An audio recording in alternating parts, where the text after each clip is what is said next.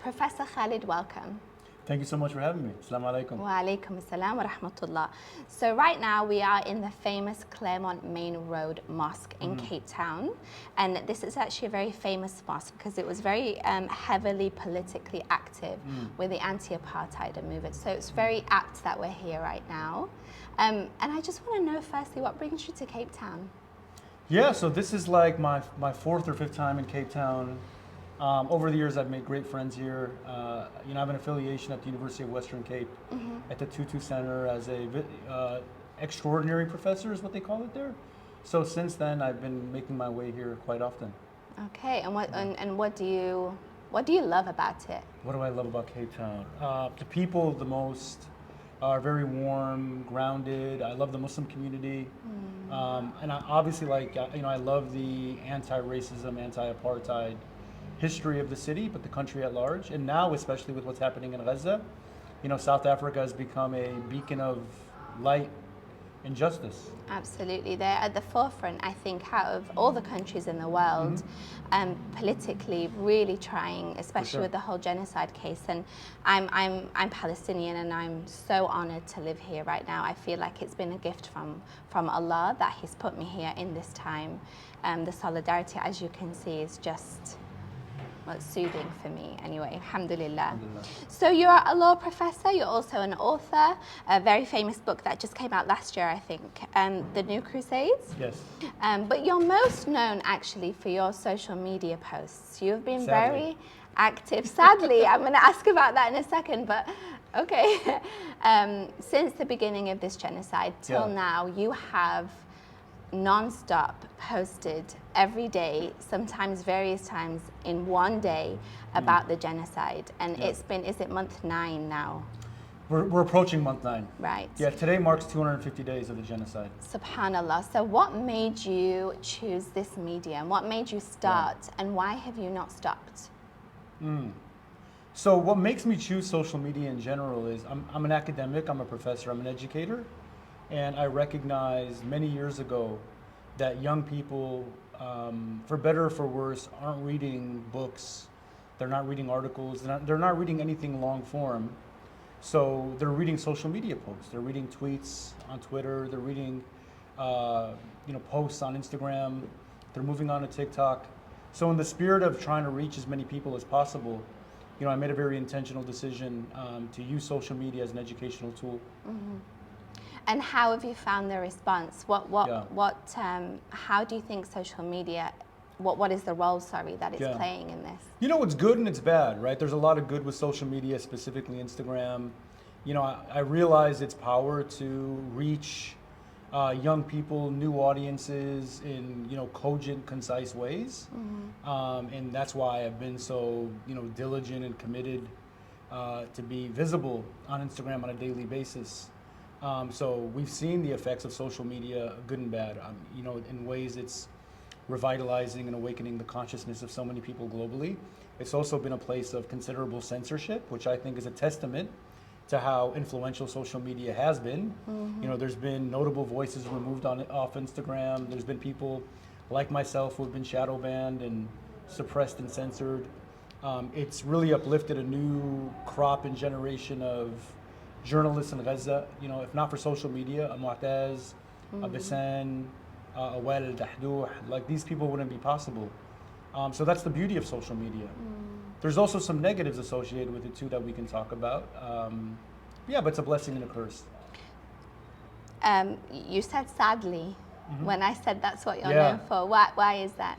Well, I think that it's sad to me because above all, I'm a writer, right? And I spend most of my time researching, writing, and I would love it if people would read my books instead of read my posts. Okay. But I know that isn't the way of the world. So, and that's a message to young people that I'd like to deliver is it's really important to read not only the work of people, contemporaries like myself, but also the giants from beforehand, right? Like people like Edward Said and Mahmoud Darwish.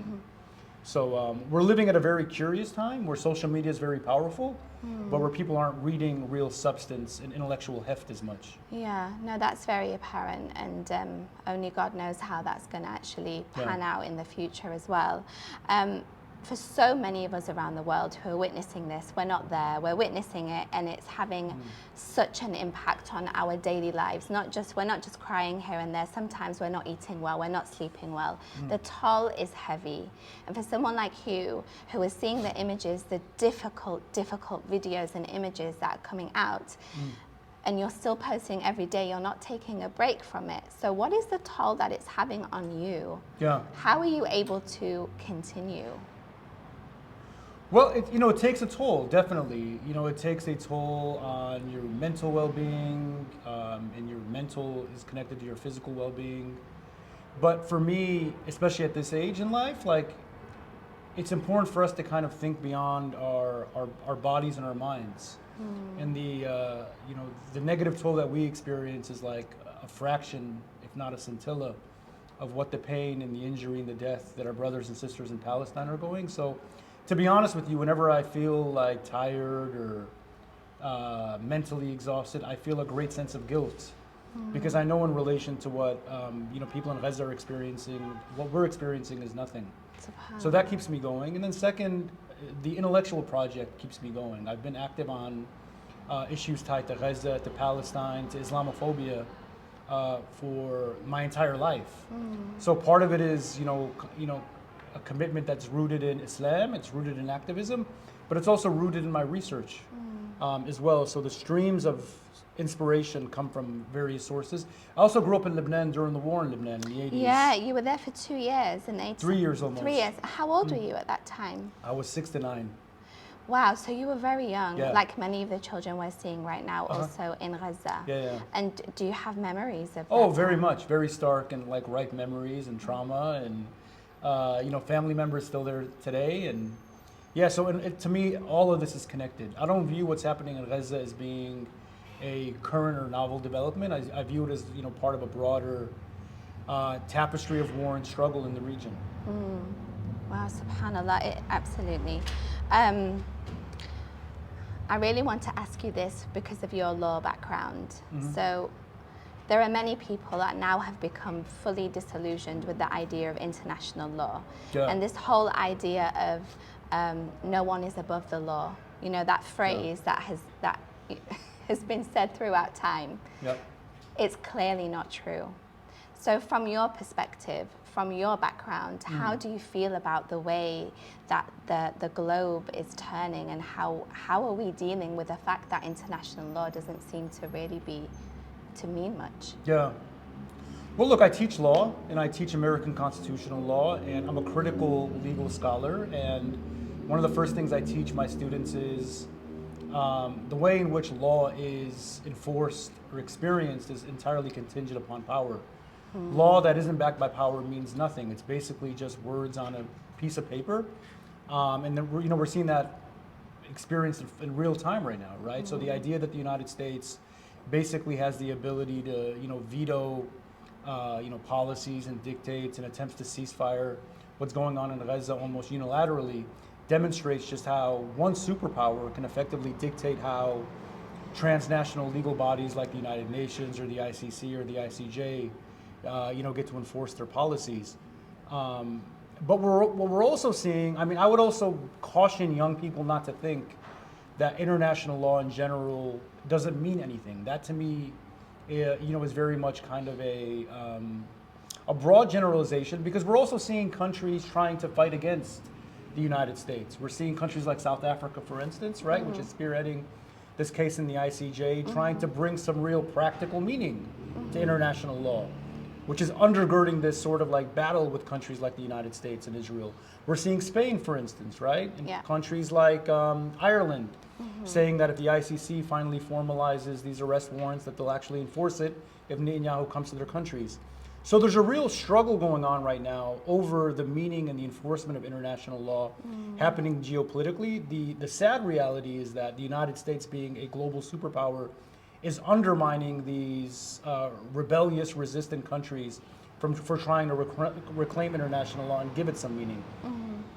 But inshallah, in the future, we'll see my country, the United States, losing some of its power. So these other countries vying for the rights of Palestinians will have more say with regard. Inshallah. And so on that note then, to kind of end with a positive, hopefully happy note, if you so do have one, because many people are disillusioned. In fact, many people come out and say, do we still think these people are actually going to come save us? You know, the people in power, whether they be the US, you know, that ship has sailed in a way. So is there a positive note to end on here? Yeah, I think whether it's positive or negative, I think that for me, and we're sitting here at a masjid, we're sitting here at the Claremont Masjid, and I think that as Muslims, one thing that we know and that steers us is this is the dunya is short term, is limited. We might seek justice in this world. We may not achieve it, right? But there's beauty and there's an importance for us to pursue it, even though we may not achieve it. And I think for me, what keeps me going is the strong belief that justice will be delivered, if not here, inshallah, in the afterlife. So we have to keep that focal as we move forward. So that's our focus, is we do what we can here, but then really justice will be served, inshallah, whether it will be now or in the afterlife, like you said. Exactly. That is some hope, I guess. Alhamdulillah. Alhamdulillah. Well, we hope you enjoy the rest of your stay in Cape Town. There's much to see. You've been to Bokap, I think, yesterday. Many times. Oh, many times. Yeah. What do you think of that place? I love it. I mean, I love seeing the graffiti, the pro-Palestinian art and graffiti. One sad thing is the cafe that I used to go to there closed down. Yes. Against the grain. Yes, So, we all know that one very well. I know. So I got to find another home base. Okay, well, you will. If you guys have recommendations, let me know. Many, no, yeah. I think we also need to do a little shout out to Cape Town and to all of South Africa, and perhaps also ask people to come visit to support. Oh, for sure. You know, this country in what it's trying to do, the solidarity, the unwavering support for Palestine. We also must support them. Exactly. Yeah. Okay, well, thank you so so much. Thanks so much, sister. Assalamu alaikum. Assalamu.